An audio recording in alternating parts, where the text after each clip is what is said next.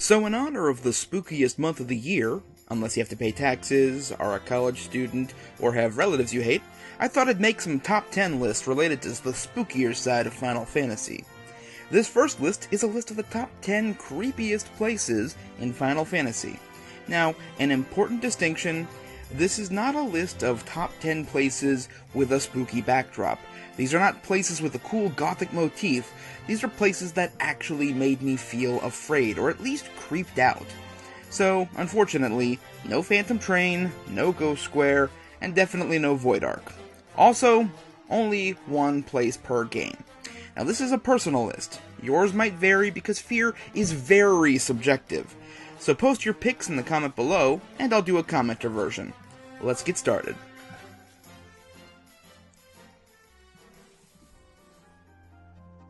Number 10, the Great Sea Trench from Final Fantasy V. So Final Fantasy V has some amazing dungeon design in my opinion. Almost every dungeon they feature is memorable in its own way. But to me, the one that I remember being my favorite, and also the one that made me feel pretty uneasy, was the Great Sea Trench. Home of the Fire Lithograph, you can only access this dungeon by sub, which is creepy enough. I've always found the underwater maps in these games to be beautiful, but a little spooky. I'm probably still scarred from Final Fantasy VII, to be honest. But then, you trek through this dungeon going deeper and deeper into the earth until you hit bedrock. Just the idea of being so far down into the depths of the planet I find inherently unnerving. Ever watch The Descent? By the way, this dungeon also has a dwarf village in it, which is freaking awesome. An FF trope that I love is the town in a dungeon. Anyway, moving on. Number 9, the Dream World from Final Fantasy VI. So while the Phantom Forest and Phantom Train are legendary locations, I never really got freaked out by them. There was so much black comedy going on that I was too distracted. It's one of my favorite dungeons ever. You know a place that I also love but genuinely creeps me out? The Dream World. First off, the fact that it's a dungeon that takes place in a dream is already creepy enough, but the music and the trippy visuals give you some uneasy feelings that you are meant to get from nightmares. It's perfect. And the boss is also a pain in the ass too, so that helps.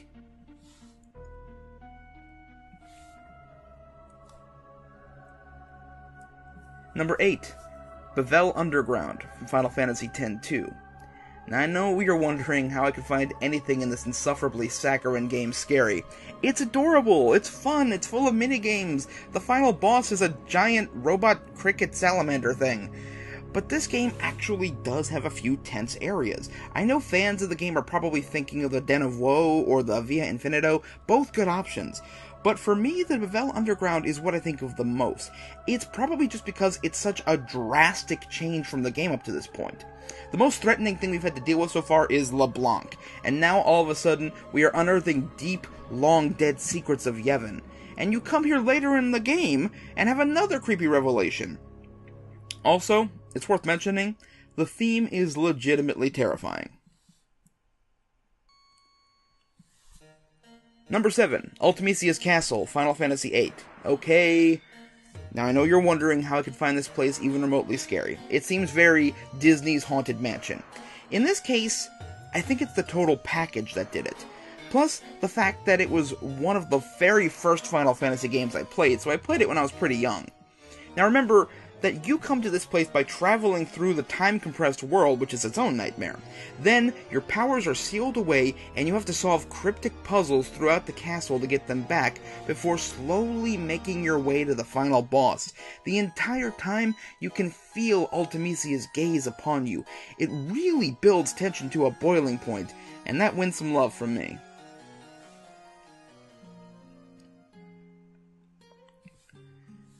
Number 6. A Dying World, 700 AF, from Final Fantasy XIII-2. So, here we go. The Final Fantasy XIII sequels were actually pretty good games. 13-2 was great, and Lightning Returns was pretty good too. And both of them have serious creepy factors to them. In 13-2's case, it's accomplished by being a time travel plot, which I've always found inherently mind-bending. So, while there are numerous areas and moments in the game that can be unsettling for me, the creepiest is 700 AF, A Dying World. It's not overtly scary like the Void Beyond, it's just a dying world. Humanity is gone, the last bits of vegetation are falling away, only a few monsters roam the massive wastes. Coupled with what we know about the story, that this fate is inevitable no matter how long we forestall it, it's a pretty spooky sentiment. And speaking of which... Number 5. Luxerion at Night, from Lightning Returns. So, Lightning Returns. Now first off, the entire game is, again, also pretty scary, because it's literally the end of the world. There is a time limit. The world is going to end in, at best, a fortnight. That sense of foreboding and the ticking clock is so effective, at least until you learn how to spam chronostasis and the clock stops being a factor at all. I almost wanted to choose the entire world, but that might be a bit cheeky, so instead I chose Luxerion, specifically at night. The game does a good job of having our first non-tutorial mission take place here. Chilling music, dark scenery, filling your mind with this sense of dread. Oh, and by the way, you're solving a murder mystery here. Even after you gain access to the entire city, wandering through random alleys at night is always a little spoopy. Lightning Returns is a small game, but its environments are really rich and rewarding to play through. But, for the sheer scare factor, it's gotta go to Luxerion. Number 4. Sin from Final Fantasy X. So, Sin is a pretty creepy final dungeon. The ethereal nature of it is one thing, but the fact that you go from a sea of mist, similar to the Far Plane, before eventually entering the City of the Dead, has such a creepy effect. I won't say this one gave me, like, bone-chilling terror, but it was more sort of a existential dread. When you wander through the shifting, formless void and think that this is the fate that befell countless souls who were killed by Sin, it's just a haunting idea to have. And if that's not scary enough, there's that stupid mandatory crystal touching minigame, which is the gatekeeper to the final boss. Number 3. The Trail of Blood from Final Fantasy VII. And speaking of games which are generally creepy, I think Final Fantasy VII might even top 8 when it comes to purely creepy moments. There are so many of them in this game that they could probably dominate half the list, if not for my 1 per game rule. But for me, I gotta pick the moment we all remember, say it with me now, the Trail of Blood. Look, the underwater map, the Lost Capital, the Northern Crater, the Cave of the Gi, they're all creepy in their own way, but for me, you can't beat the sudden, shocking, holy crap, we are in a horror film effect that waking up to a literal blood pile in Shinra Tower created. Number 2. Pitioss from Final Fantasy XV. I might take some flack from the old-timers for listing 15 so high, but I really think 15 had some amazing dungeon design, in terms of immersion at the very least. Pitioss is such an effective bonus dungeon that, in many ways, I feel like it transcended the game as a whole. It's already creepy enough given that you can only access this dungeon by crossing a previously unpassable mountain range in the Flying Regalia and are forced to battle or sneak past some of the toughest mobs in the game. But then, you have to go and face this dungeon alone. But that's just where it begins. There are no enemies to fight in this dungeon, just a lot of platforming puzzles. What's so creepy about that, besides the bone-crushing difficulty? The dungeon seems to be a lot more important than it lets on. Your journey deeper and deeper into the pit, featuring some terrifying set pieces, and increasing that feeling of isolation the longer you travel. There have been some genuinely fascinating fan theories about what the untold story of this place might be. They all have some canonical issues to be sure, but it goes to show what kind of effect this place has on the fans.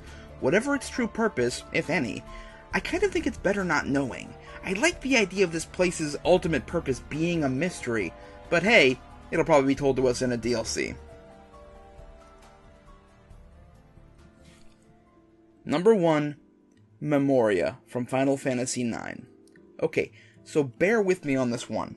A lot of the other places here seem more inherently scary than Memoria.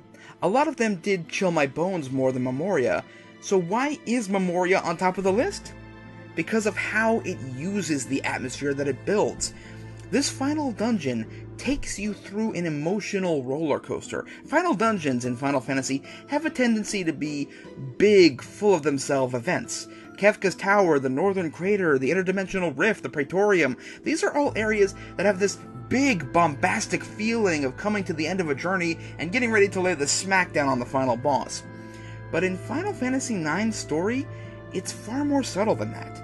There is a sadness to the place that comes along with the fear, the twisting environs of the world all feeling vaguely familiar and revealing little touches of the character's backstory.